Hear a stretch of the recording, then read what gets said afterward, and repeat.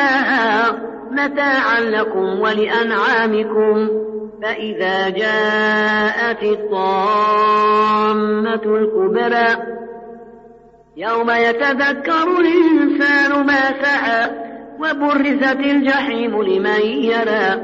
فأما من طغى وآثر الحياة الدنيا فإن الجحيم هي المأوى.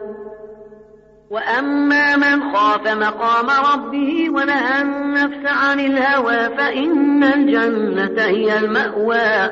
يسألونك عن الساعة أيان مرساها فيم أنت من ذكراها إلى ربك منتهاها. إنما أنت منذر من يخشاها كأنهم يوم يرونها لم يلبثوا إلا عشية أو ضحاها.